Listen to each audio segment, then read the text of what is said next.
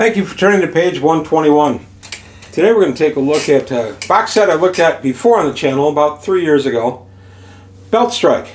It's a Traveler Adventure module, Riches and Danger in the Bowman Belt by Game Designers Workshop, the original producers of Traveler, and it's from 1984. This was kind of a companion set to Tarsus, which I took a look at a little while ago. That was another revisit. I'm enjoying these revisits because I see that there were some things I didn't put in the other videos and stuff, and it's just kind of been fun to go back to these again. I am going to do a few more revisits before I'm done with it, but anyway, Beltstrike, Riches and Danger in the Bowman Belt. So what do you get inside? This cost $12 originally. It's available on DriveThruRPG. I don't know how much. I can put a link below. I'm going to take all the goodies out of here, and we're going to take a look first at the reference book. This is the Bowman System reference book for the box set. So here we go, a little table of contents, and then we go inside and we get the Traveler boxed module. They were trying to move Traveler into the normal magazine size offerings as opposed to the pamphlet books that they had, the little black books, just because Traveler had matured a little bit, the role-playing industry had matured a little bit, and Game Designers Workshop wanted to be with that trend and produce more professional stuff. Not that the little black books weren't professional, I love those. This is my favorite role-playing things.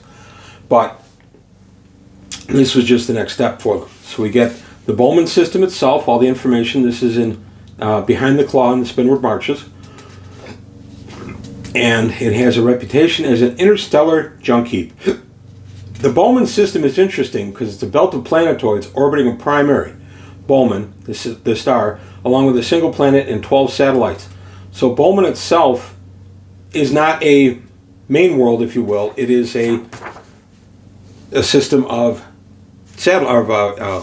asteroids that people have just been mining and making their living on, and they've, as people do, you tend to build up a little bit of a society. So we get a look at the belt and the environments. And it's in Bowman is in District 268, Behind the Claw, and is an area that I played in, although I have to admit I did not use this book as much as I used Tarsus. Tarsus was the home for my campaign back in the 80s, a little bit in the 90s, and they're going to be visiting Tarsus. They've already visited Tarsus once in my current campaign. They're going to be going back for another reason sometime down the line. But Bowman is neat because it's not a world. It's just a series of asteroids that have habitats on them, and folks are making a living through mining or otherwise supporting the habitat, the people that live there, and it can be a lot of fun. It's obviously very hostile. We get a nice look at the map listing itself. We get the system history, which I've always loved, and then the chronology of the system, which I like, and this goes up to 1109. So the Fifth Frontier War is ongoing when this was published. And then we get the library data, which I've always appreciated in the old GDW stuff. Kind of wish Mongoose would do something along those lines in their stuff. And then we get a nice look at the Bowman System itself. And then the back of the book, which has all the basically DM screen, GM screen stuff on it, so you can figure out how to move around, how long it takes you, the lag times for communication, that kind of thing.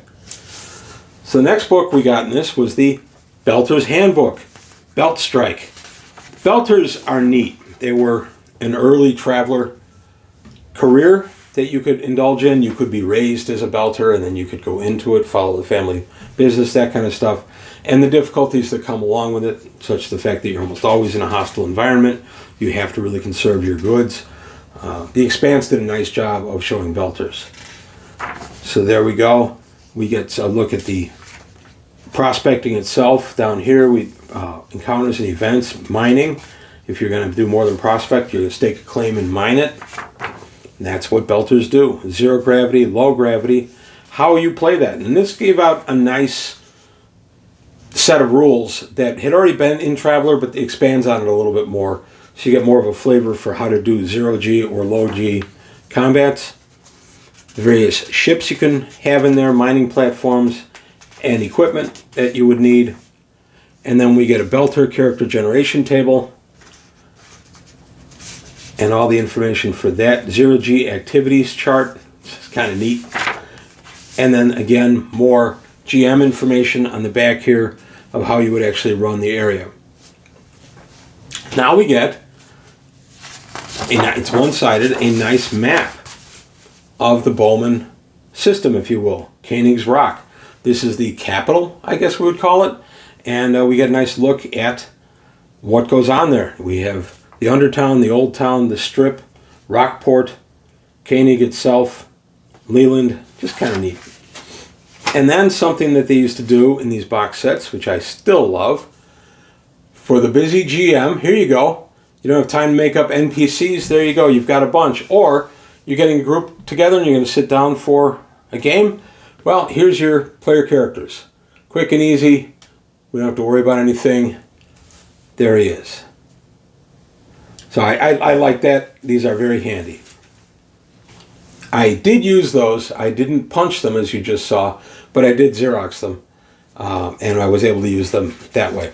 And then we have folder 1, Loads of Adventure for Beltstrike. This is just an adventure that takes place on it. Folder 2 is On the Rock, another adventure. Folder 3, Claim Jumpers, which is probably the most common way to really enjoy a good belter.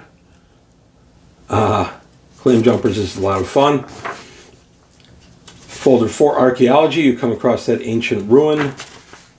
And that's all we have in here. So just some short adventures to kind of get you moving in the right direction. And then, as always, a catalog request form. This guy was in all the box sets for GDW. You could go ahead and say where you bought the thing. It helps them do a little market research. This was one that was also part of the form sets that they used to do for Game Designers Workshop, GDW Form 10. And then, of course, you fix your stamp there and off it goes. So that's it. Obviously, I never did that because I still have the postcard. But I did enjoy this when I bought it. This was a really good set to get your hands on back in the 80s. It was on the shelf for a long, long time. I bought my copy probably in 86, I want to say. Might have been a little earlier than that. I'm a little fuzzy on that memory. But I've had this guy a long, long time. I did use him, like I said, but this was never like a main place for me to adventure. It was just a kind of a side place for the players to show up. But I still love it. I still think it's one of the best box sets that I ever got. And I don't know, I just really like the old Game Designers Workshop stuff. So let me know what you think. If you have fond memories of the GDW stuff, Little Black Books, or when they were expanding into the regular size stuff, let me know in the comments below. Also, please like and subscribe if you enjoyed the video. Tell your friends. Let's keep growing the channel. Also, take a look at the Patreon, see if you can help me out there. But that's all I've got today on page 121. I want to thank you for your time. Thanks for watching, and I'll see you next time.